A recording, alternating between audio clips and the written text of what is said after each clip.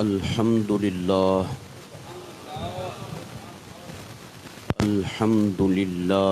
نحمده ونستعينه ونستغفره ونؤمن به ونتوكل عليه ونعوذ بالله من شرور أنفسنا ومن سيئات أعمالنا من يهده الله فلا مضل له ومن يضلله فلا هادي له ونشهد أن لا إله إلا الله وحده لا شريك له ونشهد أن سيدنا وسندنا وحبيبنا وشفيعنا وماوانا وملجأنا ومولانا محمدا صلى الله تعالى عليه وعلى آله وصحبه وبارك وسلم عبده ورسوله أما بعد فقد قال الله تعالى في الكلام المجيد والفرقان الحميد إنما يريد الله ليذهب عنكم الرجس أهل البيت ويطهركم تطهيرا صدق الله العظيم وبلغنا رسوله النبي الكريم ونحن على ذلك لمن الشاهدين والشاكرين والحمد لله رب العالمين إن الله وملائكته يصلون على النبي يا أيها الذين آمنوا صلوا عليه وسلموا تسليما اللهم صل وسلم وبارك على حبيبك وآله وصحبه أجمعين عدد خلقك ورضا نفسك وزنة عرشك ومداد كلماتك الصلاة والسلام عليك يا رسول الله الصلاة والسلام عليك يا حبيب الله الصلاة والسلام عليك يا سيد المرسلين الصلاة والسلام عليك يا شفيع المذنبين وعلى آلك وأصحابك يا رحمة للعالمين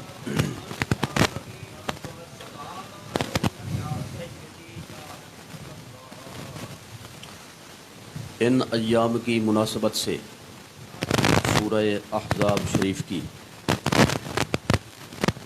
ایک مشہور آیت کریمہ کے الفاظ تلاوت کیے ہیں۔ اللہ تعالیٰ نے ان الفاظ میں اہل بیت کو مقدس ہستیاں قرار دیا۔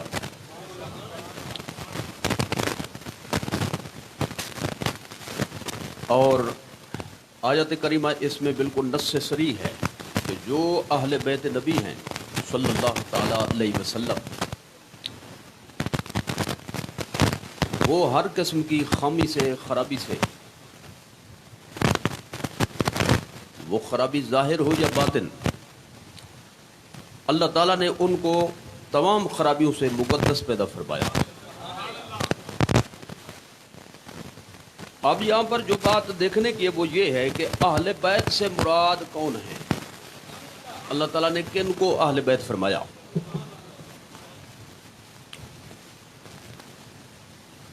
تو کچھ اہل قلم لوگوں نے یہ لکھ دیا کہ اہل بیت سے مراد یہاں پر صرف اور صرف حضور سرور عالم صلی اللہ تعالی علیہ وسلم کی ازواج مطہرات ہیں، جو امہات المؤمنین ہیں، یعنی حضور کی ہر زوجہ ہر ایمان والے کی ماں ہیں۔ النبی اولا بالمؤمنین من انفسهم وازواجہ امہاتہم۔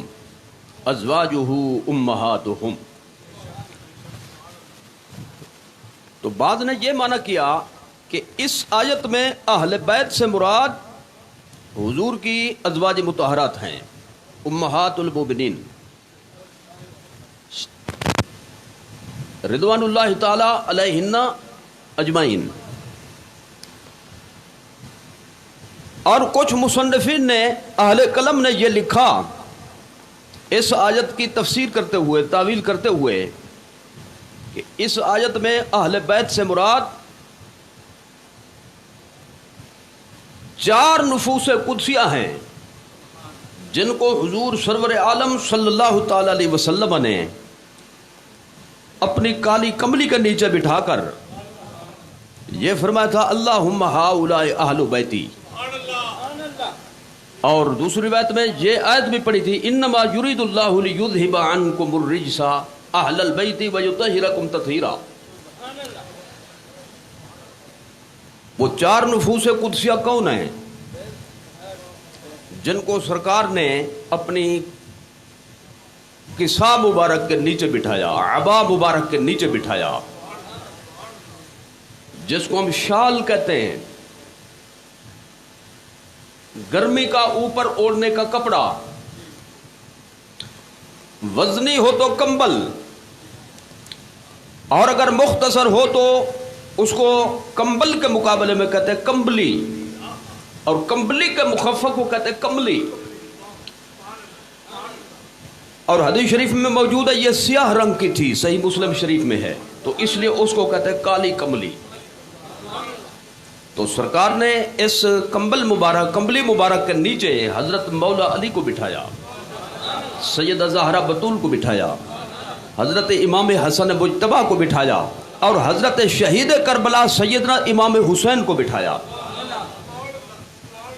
تو بعض نے یہ تفسیر کی کہ اہل بیت سے مراد یہ 4 نفوس قدسیہ ہیں، اور ایک تفسیر یہ ہے کہ ازواج مطہرات ہیں. اللہ تعالیٰ نے اس امت میں حضور کی برکت سے، نظر کرم سے ایسی ہستیاں پیدا فرمائیں جو مختلف اقوال کو آپس میں جوڑ دیتے ہیں.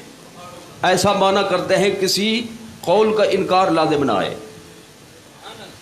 آیات احادیث جن میں بظاہر تعارض نظر آ رہا ہو، ٹکراؤ نظر آ رہا ہو، کسی قسم کا کوئی ٹکراؤ نہیں رہتا، وہ تطبیق کر دیتے ہیں. تو اہل حق کے جمہور نے یہ تطبیق پیش فرمائی، ازواج مطہرات بھی اس میں شامل ہیں، اور یہ 4 نفوس قدسیہ بھی اس میں شامل ہیں.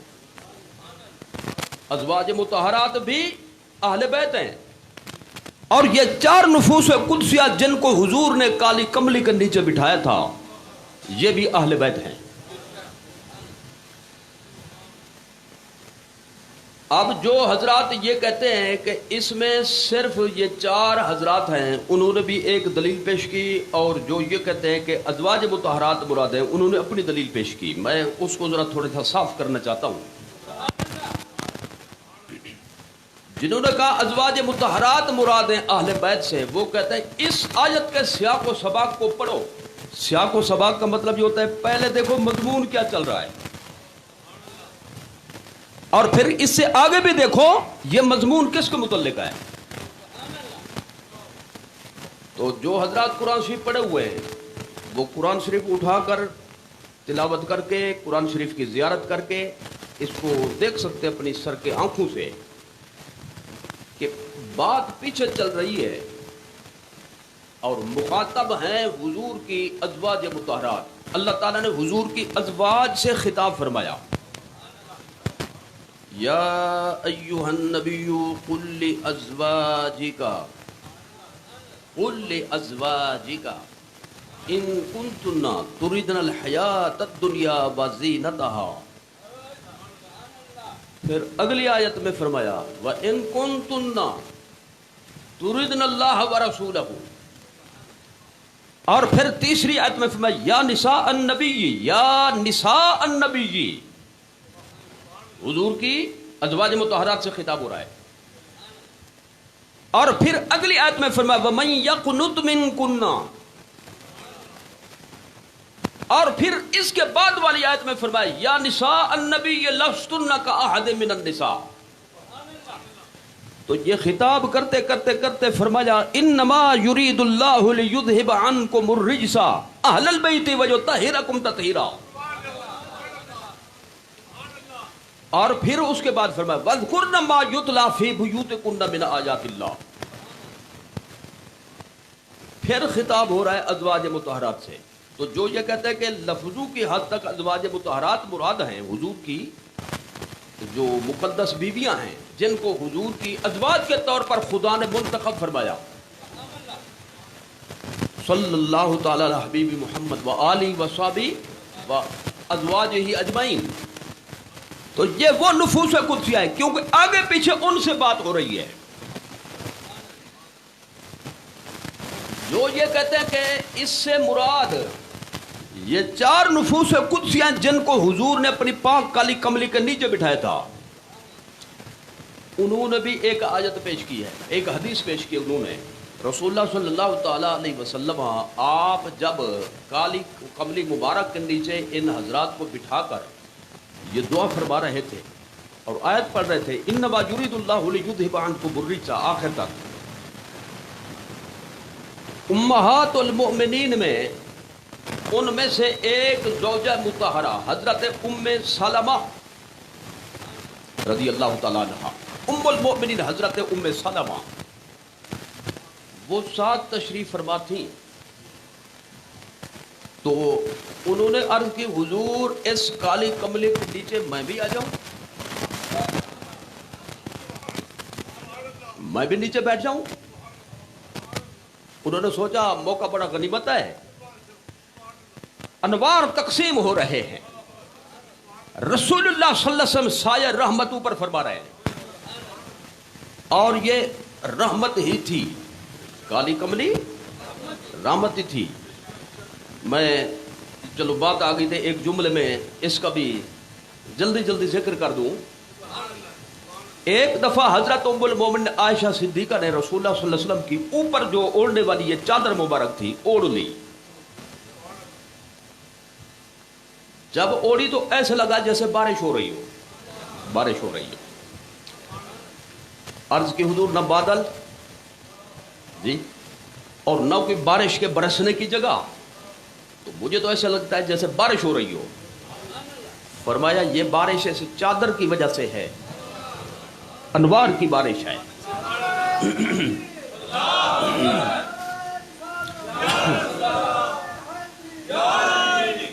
اب ذرا توجہ فرمائیں، ام المومنین حضرت ام سلمہ نے عرض کی میرے آقا میں بھی آ جاؤں نیچے؟ آپ نے فرمایا نہیں، آپ نہ آئیں۔ اچھا، اب جو لوگ کہتے ہیں نا 4 نفوس قدسیہ مراد ہیں، وہ یہاں پہ رک جاتے ہیں، آگے نہیں پڑھتے، بس یہاں پہ رک جاتے ہیں۔ ہم بھی کہتے ہیں حضور نے ان سے فرمایا کہ آپ نہ ہو اندر، لیکن اس کی حضور نے وجہ بیان فرمائی، یہ نہیں فرمایا اہل بیت میں تو آپ نہیں ہو، بلکہ کیا فرمایا، انک علی خیر، انک علی خیر، اور خیر بمعنی اخیر، اور اخیر کا معنی ہوتا ہے افضل، یعنی بہتر شکل۔ لیلۃ القدر خیر من 1000 شہر، شب قدر جو ہے یہ 1000 مہینوں سے خیر ہے، یعنی بہتر ہے۔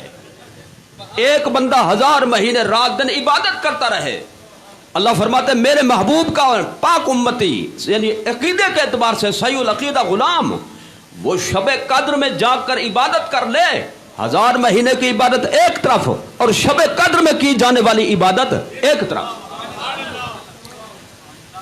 مساوم بألف شہر نہیں 1000 مہینوں سے برابر ہے، بلکہ خیر من 1000 شہر، 1000 مہینوں سے بڑھ کر ہے، 1000 مہینوں سے بہتر ہے۔ تو حضور نے یہ لفظ ارشاد فرمائے انک علی خیرن، کیا مطلب اس کا جو ہمارے نزدیک اہل سنت و جماعت کے نزدیک معنی یہ بنتا ہے وہ یہ ہے کہ تم، یعنی حضور نے حضرت ام سلمہ سے فرمایا تم بہتر شکل پر ہو، اس مسئلے میں اہل بیت میں شامل ہونے کے حوالے سے تم بہتر صورت پر ہو۔ کیا مطلب اس کا؟ مطلب یہ ہے کہ تمہیں تو اللہ نے اہل بیت کہا ہے،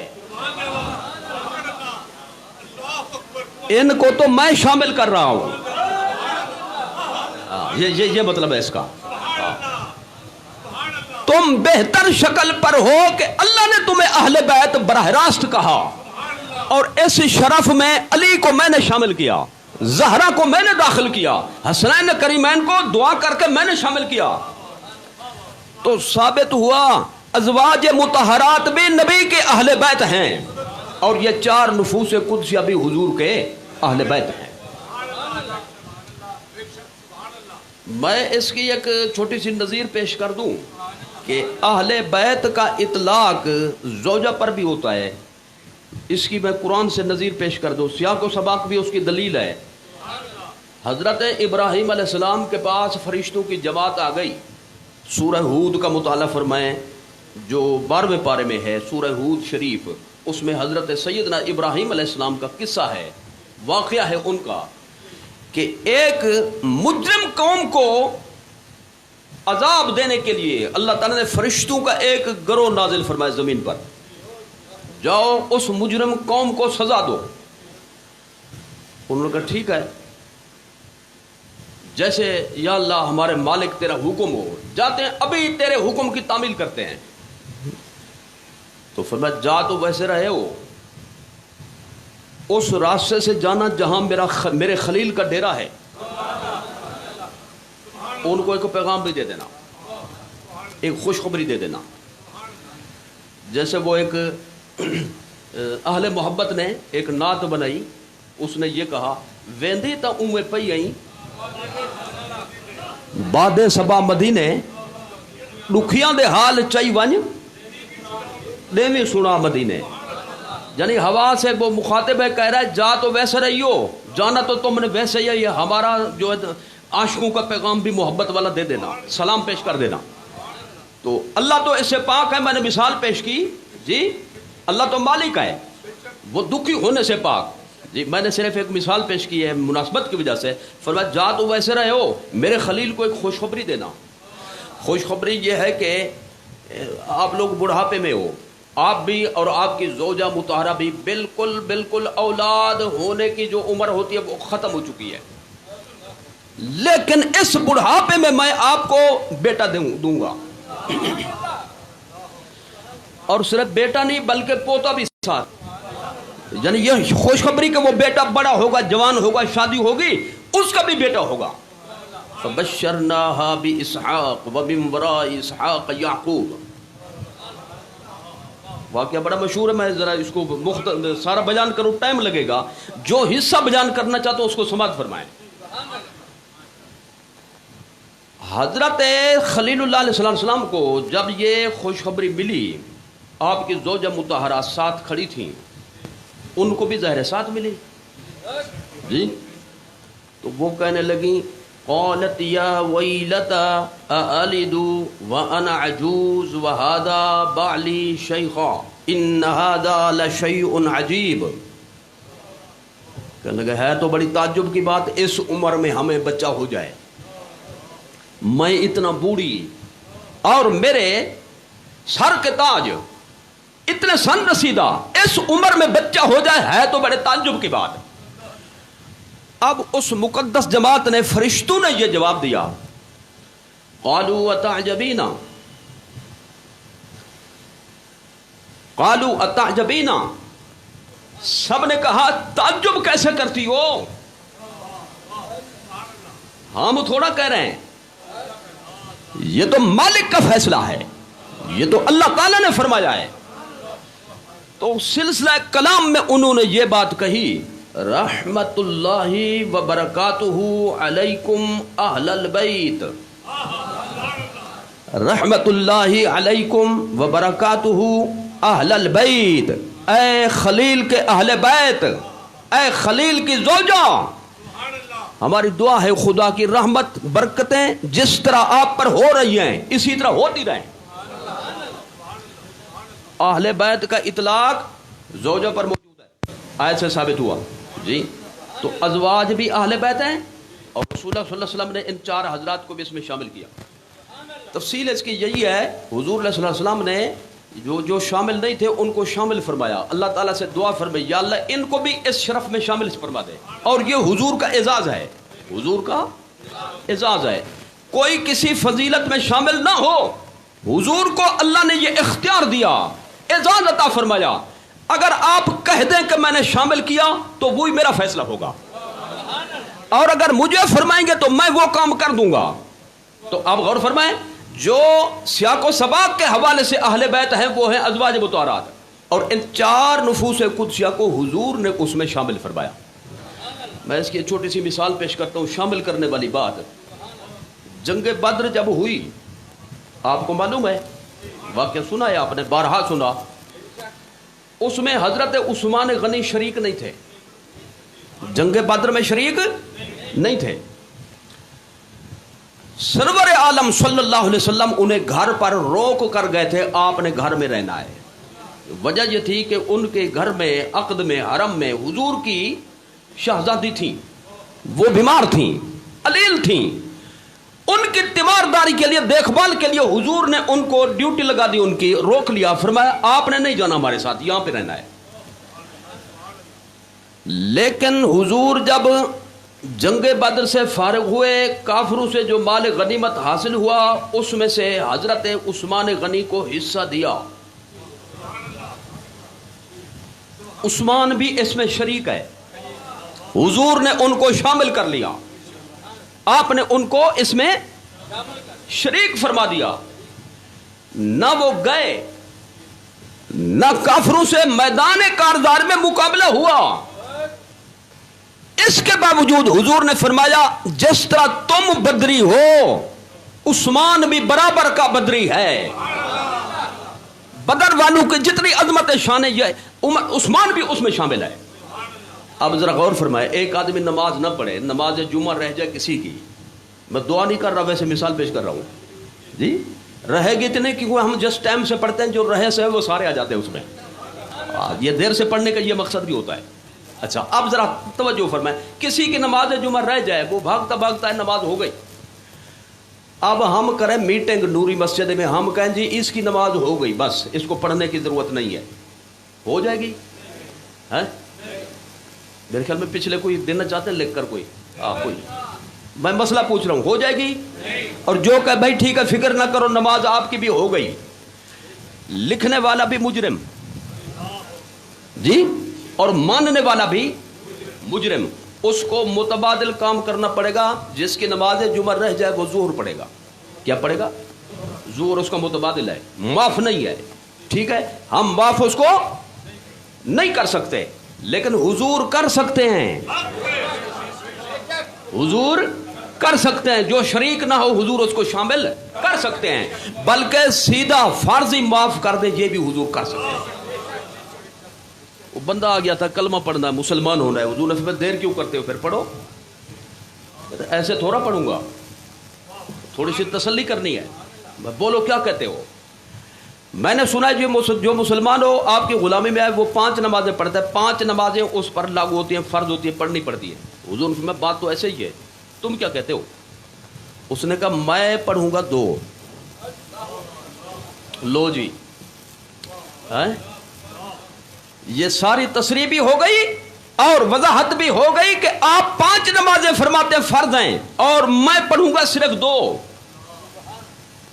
कबूल हो तो कलमा पढ़वाएं, नहीं तो मैं जा रहा हूं, मैं नहीं पढ़ता कलमा, 5 नहीं पढ़ूंगा, मैं सिर्फ 2 पढ़ूंगा। हदीस दिखाने का जिम्मेदार हूं, क्यों चुप हो?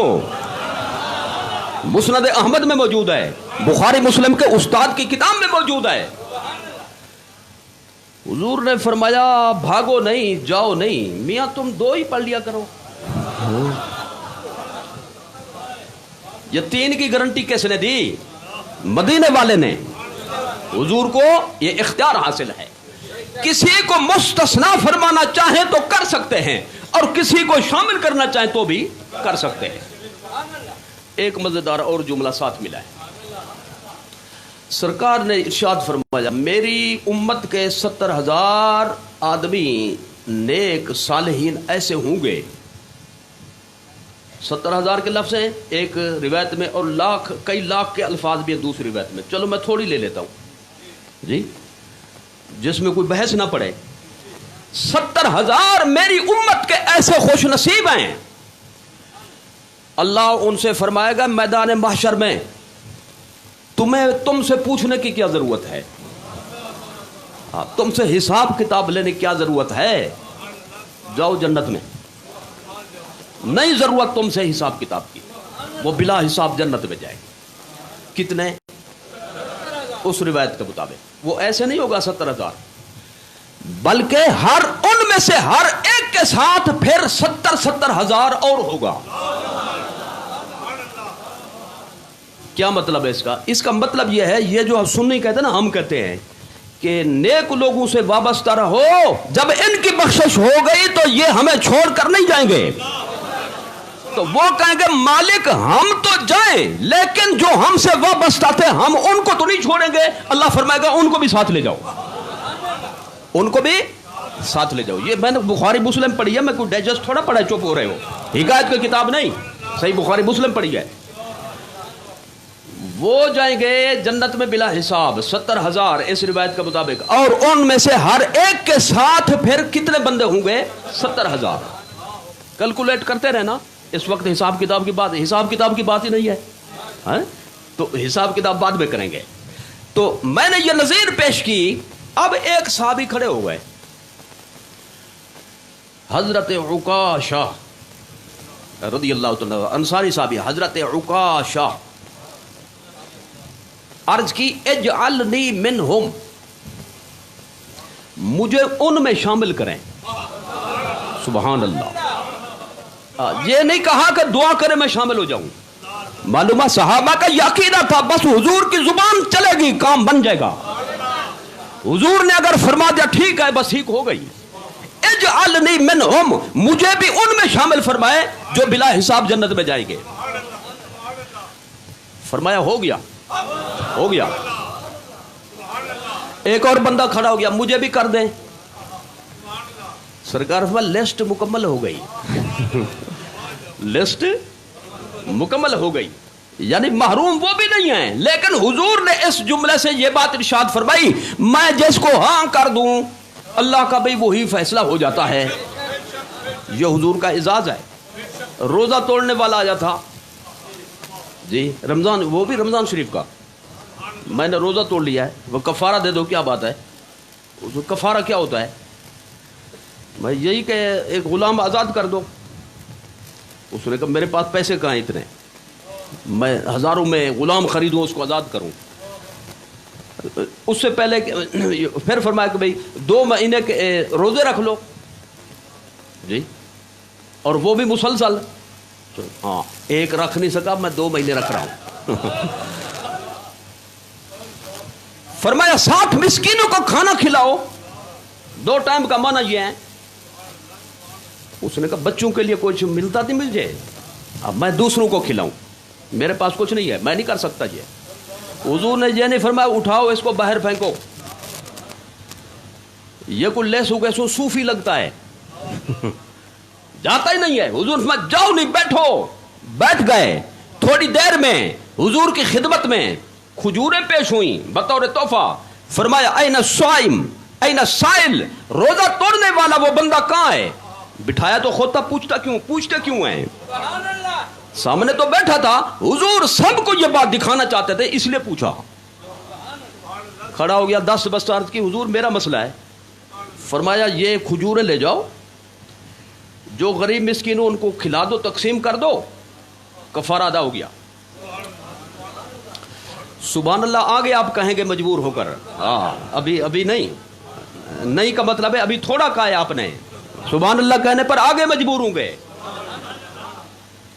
उसने कहा आप बेशक पूछ लें, बंदा भेज कर, जैसे हम कहते हैं तहकीक कर फरमा ले, करवा लें, पूरे मेरे इलाके में मेरे जैसा कोई गरीब है नहीं। तो हुजूर ने क्या फरमाया? कुलहु अंता व अयालुका, कुलहु अंता व अयालुका लक़द कफ़र अल्लाहु अनका। जा जा ले जा खजूरें, खुद भी खा, बीवी बच्चों को भी खिला, तेरा कफारा अदा हो गया। मुजरिम को सजा देने के बजाय उल्टा इनाम देकर भेजे, ये किसकी शान है? ये हमारे आका मौला सल्लल्लाहु अलैहि वसल्लम की शान है। अल्लाह ने हुजूर को यह मकाम अता फरमाया। लिहाजा आयत में अज़वाज मुतहरात मुराद थी, अहले बैत से मुराद हुजूर की अज़वाज थी, और हुजूर ने उस खुदादाद इख्तियार और एजाज के पेश नज़र इनको शामिल फरमाया, इनको شامل. چلو میں یار ایک اور مثال، آسان مثال پیش کر دیتا ہوں. قربانی کی تھی آپ حضرات نے ابھی ضلع شریف میں، سب نے کی جی. سب سے مراد ہے جو صاحب نصاب تھے، اور کسی نے نہیں کی تو ان پہ ضروری ہے. کیا ہے؟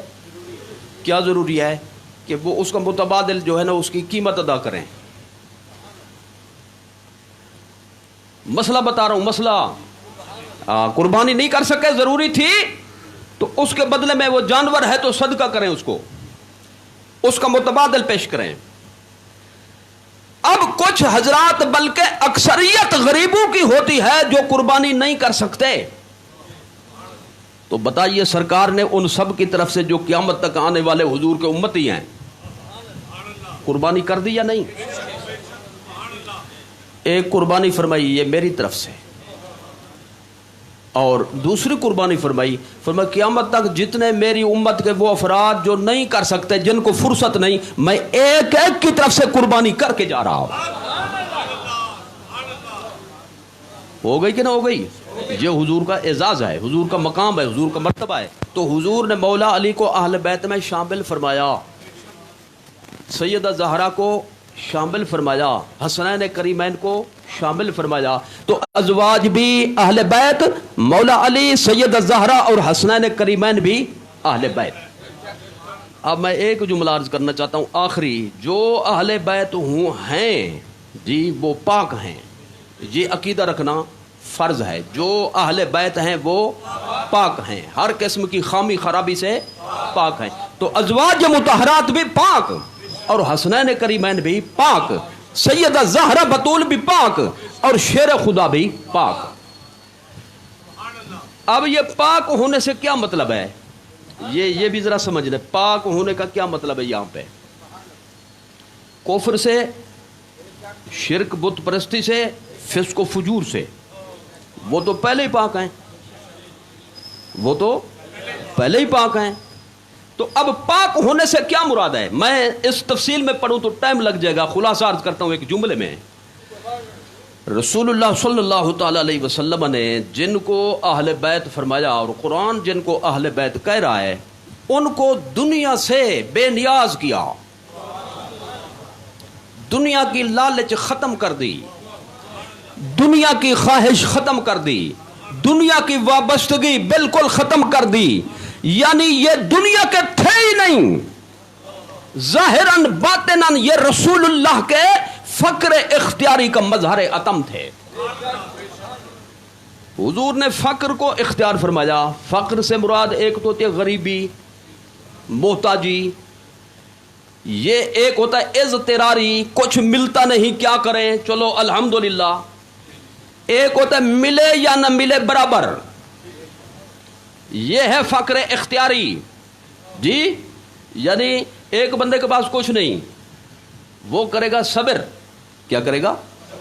صبر. تو ان اللہ مع الصابرین. اور اگر کچھ نہ ہو اور وہ بڑبڑانے لگے، خدا کا شکوہ کرنے لگ جائے، تو یہ کفر کے تک پہنچ جائے گا، کافر ہو جائے گا. کیا ہو جائے گا؟ کافر ہو جائے گا. تو اب کچھ لوگ فقر میں ہوتے ہیں، وہ الحمدللہ بھی کہتے ہیں لیکن دل میں کڑتے رہتے ہیں، کاش کہ ہمارے پاس یہ ہوتا، ہمارے حالات صحیح ہوتے. سنیے رسول اللہ صلی اللہ علیہ وسلم آپ جب بستر مبارک پر آرام فرماتے، چٹائی پر آرام فرما ہو جاتے، بغیر کپڑا بچھائے کے چٹائی کے نشان جسم مبارک پر بن جاتے. صحابہ کرام بالخصوص فاروق اعظم کی روایت موجود ہے، رونے لگ گئے کہ کم از کم کوئی کپڑا تو ہونا چاہیے، اوپر بچھانا چاہیے، کوئی ٹھاٹ باٹ ہونا چاہیے. اور دوسری روایات میں بھی ہے، بہت سے صحابہ کرام نے یہ یعنی حضور کی خدمت یہ باتیں عرض کی. اتنا تو آپ دنیا کی چیزیں استعمال فرمائیں. تو رسول اللہ صلی اللہ علیہ وسلم نے فرمایا، حضرت عائشہ صدیقہ سے فرمایا، یا عائشہ لو شئت لصارت معی جبال الذهب. اے عائشہ اگر میں چاہوں تو میرے آگے پیچھے، میرے دائیں بائیں سونے کے پہاڑ چلیں، لیکن میں دنیا کو چاہتا نہیں، دنیا کو چاہتا نہیں. کیونکہ جو بےمان ہوتا ہے جی، وہ پہلے میں یہ حضور یعنی حضور جو سمجھا رہے تھے امت کو بےمانے سے بچانے کے لیے، میں اس کی بات کر رہا ہوں. جو बेईमान होता है सबसे पहले वो दुनियावी बखेड़ों में फंसता है जी, फिर रख रखाव में आ गया, ये जी ये अपना दोस्त है, साथी है, चलने वाला है, हम इसके खिलाफ कैसे बोलें, कैसे बात करें। वो जो भी स्याह सफेद करे, बंदे के अंदर मुदाहनत पैदा हो जाती है, मुनाफिकत पैदा हो जाती है, फिर वो खुद भी खराब होना शुरू हो जाता है। सबसे पहले वो दुनियावी झंझट में फंसता है। तो रसूलुल्लाह सल्लल्लाहु अलैहि वसल्लम दर हकीकत ये बताना चाहते थे, दुनिया से जितना हो सके दूर रहो, झंझटों में मत फंसो जी। तो हुजूर की तरबियत की निशानी थी उस्मान गनी। दौलत जिनके घर में समाती नहीं, लेकिन दुनिया और दौलत की तरफ उनकी कोई रग़बत ही नहीं। खुद दिन को रखते हैं रोजा, रात को करते हैं शब बिदारी, और ठाठ बाट से परहेज, जो कुछ जमा किया अल्लाह उसके रसूल की राह में उसको खर्च करते हैं। तो रसूलुल्लाह सल्लल्लाहु अलैहि वसल्लम ने फाकर की तरबियत दी अज़वाज मुतहरात को, और अपने अहले बैत को, अपने मुनसलिकीन को, यानी दुनिया की हर किस्म की लालच और ख्वाहिश से उनको पाक कर दिया। यानी उनको कभी कभी कुछ ना भी मिले तो उनको परवाह नहीं, उनको दिल में महसूस नहीं होगा पता नहीं हमारे साथ क्या हो रहा है, बल्कि ऐसी नुफूस कुदसिया को कुछ तकलीफ ना हो तो फिर सजदे में पड़ते हैं, पता नहीं आज हमें तकलीफ क्यों ना हुई। कोई वो सिलसिला रुक तो नहीं गया जी जो रब्त वाला सिलसिला था। तो रसूलुल्लाह सल्लल्लाहु अलैहि वसल्लम ने अज़वाज मुतहरात को और इन नुफूस कुदसिया को दुनियावी झंझटों से पाक फरमाया। हजरत उम्मुल मोमिनीन फरमाती है, हफ्ता हफ्ता हमारे घर में तो कुछ पकता ही नहीं था, लेकिन कभी किसी से कुछ कहा जी, बल्कि उनको जैसे खाने में राहत महसूस होती है, ना खाने में भी दिली कैफियत उनकी होती है कि अल्लाह की जो यानी अल्लाह ताला जब उनको ये इस कैफियत में रख रहा है जी, तो वही हाल अच्छा है जिसमें मालिक रखे। तो लिहाजा वो हर सूरत में अल्हम्दुलिल्लाह पढ़ते हैं। कुरान का मजमून यही चल रहा है। तो अब इस तफसील के समात फरमा लेने के बाद अब ये बात वाज़े हो गई, अहले बैत दुनियावी हिर्स से पाक है। जो नहीं बोलेगा मुझे शक पड़ जाएगा क्यों नहीं बोलते। अहले बैत दुनियावी लालच से पाक है। आइए मैं हजरत सैयद शुहदा के बारे में एक जुमला अर्ज कर दूं, मौजू ही मुकम्मल हो जाए। क्यों गए थे जी? जी कुछ लोग कहते हैं बस कुर्सी का झगड़ा था जी, बस वो सदर बनना चाहते थे, वजीर आजम बनना चाहते थे जी, वो दुनियावी बादशाह चाहते थे। लानत हो ऐसी तावील पर जी जो अहले बैत किराम जी के इस अजमत पर हमला करती हो जी। कुरान ये कहता है ये नबी के जो ये मुकर्रबीन है, अहले बैत के जो उन्वान से हैं, वो हर किस्म की दुनियाई ख्वाहिश लालच है पाक है। तो इमाम सैयदना इमाम हुसैन इक़्तिदार के लिए नहीं, अहमद मुख्तार के लिए गए, अजमत सरकार के लिए गए, शरीयत मुतहरा की बालादस्ती के लिए गए, इस्लाम की सरबुलंदी के लिए गए। उसकी मैं छोटी सी नज़ीर पेश कर दूं, बात वाज़े हो जाएगी। सैयदा हुजूर की खिदमत में हाजिर हो गई दोनों इन शहजादों को लेकर। आपके बेटे, मेरे बेटे तो आपके बेटे हैं, इनको कुछ खुसूसी कोई नबूवत का फैज़ तो दें। खुसूसी क्या करें? हुजूर ने दोनों को दिया। सिर्फ दिया नहीं, एक होता है देना, एक होता है लिख देना। क्या होता है? सनद, स्टाम्प, और कहना भी लिखने के बराबर। हुजूर हर दौर का तरीका होता है। हुजूर ने सनद ता फरमाई, आतैतुल हसन मिन सियादती मिन सुदुदी व आतैतुल हुसैन मिन जुरती फी रिवायत मिन शुजाअती। हसन को मैंने अपनी सरदारी दी, हुसैन को मैंने अपनी शुजाअत दी। जब फरमाया दे दी तो आ गई के नाम, एक को सियादत और दूसरे को शुजाअत, ये हदीस में मौजूद है। तो जो इमामुल अंबिया की शुजाअत और आपकी बहादुरी का जो वारिस हो, मजहर हो, दुनिया की कोई ताकत उसको गिरा नहीं सकती, दुनिया की कोई ताकत उसको चित नहीं कर सकती, शिकस्त नहीं दे सकती। फिर शहीद कैसे हुए? ہاں یہ ہے مسئلہ. شہید کیسے ہوئے؟ شہید ایسے ہوئے کہ نماز کا ٹائم ہو گیا. کیا ہو گیا؟ نماز کا ٹائم ہو گیا, اور نماز بھی عصر, 10 محرم شریف, نماز عصر کا ٹائم. اب ایک بندے پہ اتنے حملے ہو رہے ہوں کہ ہر طرف سے تیروں کی بارش ہو, تلواروں کے جو ہے وہ, نیزوں کے جو ہے وہ حملے ہوں, ضربیں ہوں, چوٹیں لگ رہی ہوں, اور بندے کو جان کا خطرہ ہو, تو اس حالت میں وہ جیسے کیسے پڑھے تو پڑھ سکتا ہے, اور جیسے کیسے وہ اس سے ممکن ہو وہ اللہ تعالیٰ کے حکم کی تعمیل کر سکتا ہے. حتیٰ کہ اگر جان کا زیادہ خطرہ ہو تو پھر بعض صورتوں میں نماز کو مؤخر بھی کر سکتے ہیں. نماز کو اگر مؤخر کرنا چاہتے کر سکتے تھے, لیکن مؤخر کر دیتے تو لکھنے والا لکھتا, پڑھنے والا پڑھتا. اقتدار کی جنگ تھی تب ہی تو نماز چھوڑ دی تھی. حضرت حسین نے فیصلہ کیا آج جان تو دے سکتا ہوں لیکن نماز کا ایک سجدہ بھی میں قضا نہیں کر سکتا.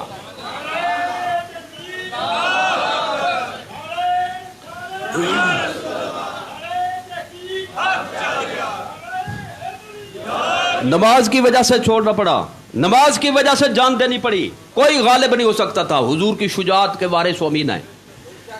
تو معلوم ہوا امام حسین جی دنیاوی اقتدار کے حصول کے لیے نہیں,